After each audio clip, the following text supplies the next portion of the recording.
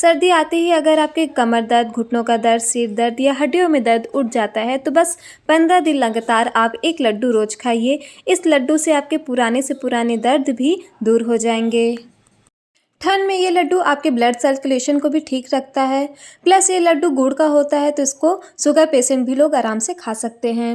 इस लड्डू को आप जच्चा महिला को साल में कभी भी बनाकर दे सकते हैं। तो चलिए बनाते हैं पौष्टिक एवं गुणों से भरपूर लड्डू, जिसे आप सठोरा भी कह सकते हैं, हल्दी वाला लड्डू भी कह सकते हैं, सॉल्ट का लड्डू भी कह सकते हैं, ड्राई फ्रूट्स वाला लड्डू भी कह सकते हैं, गोंद का लड्डू कह सकते हैं या फिर आटे का लड्डू भी कह सकते हैं। तो चलो लड्डू में पड़ने वाले इंग्रेडिएंट्स देख लेते हैं। 1 टेबल स्पून अजवाइन, 1 टेबल स्पून मंगरेल, 25 ग्राम के करीब सौंठ का पाउडर, 50 ग्राम के करीब हल्दी पाउडर और यहाँ पर जितने भी ड्राई फ्रूट्स हैं वो 100 ग्राम के करीब लिया है, जैसे मखाना, सूखा नारियल, छुआड़ा, काजू, गोंद और काठबादाम। 200 ग्राम के करीब गेहूं का आटा, आधा किलो गुड़, आधा किलो के करीब घी और 100 ग्राम किशमिश यूज़ हुआ है। तो अब इन सभी ड्राई फ्रूट्स को घी में तल लेना है। उसके लिए मैंने एक कढ़ाई लिया है, कढ़ाई में घी डाला है। घी जब अच्छा गर्म हो गया था तब मैं उसमें काजू डाल रही हूँ। यहाँ पर काजू को लगातार चलाते हुए गोल्डन ब्राउन कलर तक आने का वेट करना है। यहाँ पर काजू में अच्छा गोल्डन कलर आ गया है तो अब मैं उसको ठंडा होने के लिए एक थाली में निकाल लूँगी। काजू निकालने के बाद घी को थोड़ा सा और गर्म करूँगी। जब घी थोड़ा सा गर्म हो जाएगा तब मैं उसमें काठबादाम डालूँगी। इस काठबादाम को भी लगातार भूंजते हुए रहना है जब तक से इसका कलर हल्का ब्राउन ना हो जाए।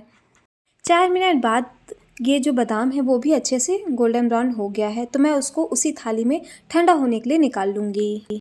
कढ़ाई से तल के जो भी आप कोई भी चीज़ निकालें, दूसरा टिप डालने से पहले कढ़ाई को गर्म होने दीजिए। जब तेल या घी अच्छे से गर्म हो जाए तभी आप उसमें दोबारा तलने के लिए डालें। इसी तरह मैंने मखाना को भी तल के निकाल लिया है।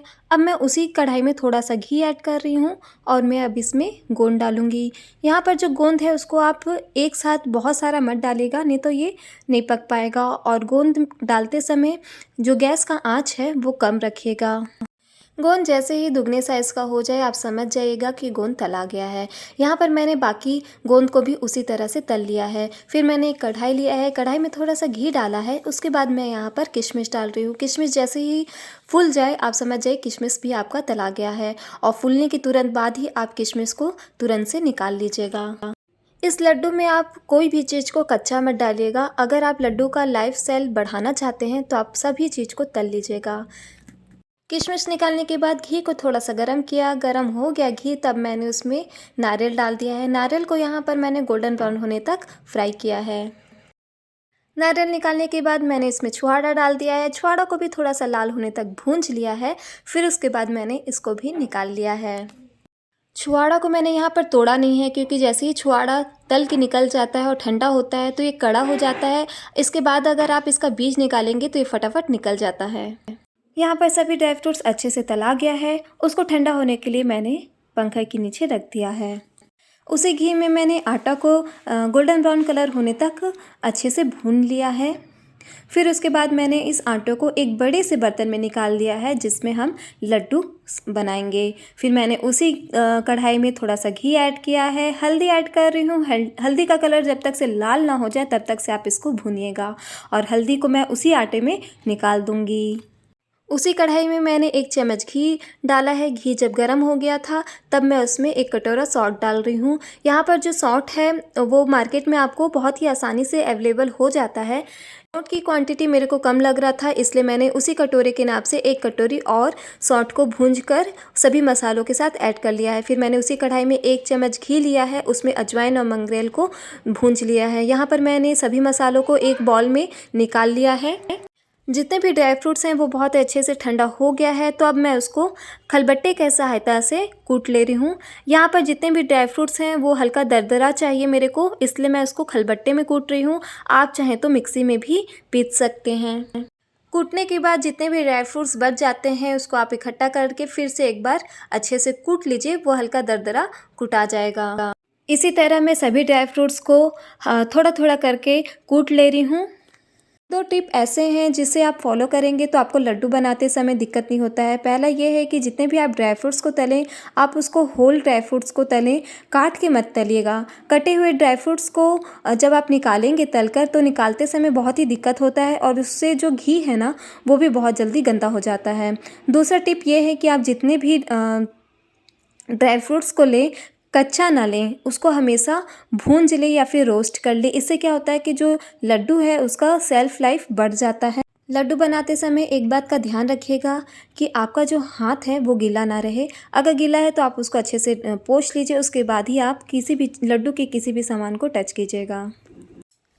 सभी छुहारों को कूट कर उसका बीज निकाल लिया है और जो नारियल है उसको छोटे छोटे टुकड़ों में कट कर लिया है। इसके बाद मैं इसको मिक्सी की जार की सहायता से ग्राइंड करके इसको सभी मसालों के साथ ऐड कर लूँगी। लड्डू का मटेरियल सब बहुत ही अच्छे से कुटा गया है तो अब उसको अच्छे से मिला ले रही हूँ। यहाँ पर आप लड्डू का कलर देख सकते हैं कितना प्यारा आया है। तो अब चलते हैं इसके मेन इंग्रेडिएंट्स चाशनी बनाने में। तो यहाँ पर मैंने कढ़ाई लिया है। कढ़ाई जब गर्म हो गया था तब मैं उसमें घी ऐड कर रही हूँ। घी जब गर्म हो गया है तब मैं उसमें गुड़ डाल रही हूँ। यहाँ पर गुड़ मैं आधा किलो के करीब यूज़ कर रही हूँ। यहाँ पर जितना भी मटेरियल है वो 1 किलो के करीब होगा, उसमें मैंने आधा किलो के करीब गुड़ ऐड किया है। गुड़ का चाशनी बनाने के लिए आप पानी का यूज़ मत कीजिएगा। गुड़ के चाशनी को भी आप घी में ही बनाइएगा। इससे लड्डू का जो सेल्फ लाइफ है वो बढ़ जाता है और बस गुड़ जैसे ही आपका पिघल गया आप समझ जाइएगा आपका चाशनी बन गया है। यहाँ पर जो गुड़ है वो अच्छे से पिघल गया है तो अब मैं उसको जो मटेरियल है उसमें ऐड कर दूँगी। गुड़ का चाशनी जैसे ही बन जाए उसको आप सभी मटेरियल में डाल के अच्छे से चला लीजिएगा। चाशनी आपका ठंडा ना हो जाए इसलिए आप सभी मटेरियल को एक साइड में करके अच्छे से दबा लीजिएगा। इससे क्या होता है कि जो आपका लड्डू का जो भी मटेरियल है वो जल्दी से ठंडा नहीं होगा। उसके बाद आप हाथ में थोड़ा सा घी लगाइएगा और जल्दी जल्दी गोल गोल शेप में आप लड्डू बना दीजिएगा। इस लड्डू को बनाते बनाते मेरे को एक कहावत याद आ गया, घी का लड्डू टेढ़ो भला। इसका क्या मतलब हुआ प्लीज़ आप मुझे कमेंट्स में ज़रूर बताइएगा। अगर नहीं पता है तो वो भी बताइएगा, मैं आपको बहुत जल्दी बता दूंगी। इन सभी मटेरियल से मैंने कम से कम 60 से 70 लड्डू बना लिया है और ये जो लड्डू है ना वो बहुत ही अच्छा बना था, एकदम दानेदार बना था। आप भी ये लड्डू इस ठंड में ज़रूर बनाइए। मेरा वीडियो देखने के लिए आप सबका तहे दिल से धन्यवाद। मिलती हूँ अगले वीडियो के लिए, तब तक से बाय।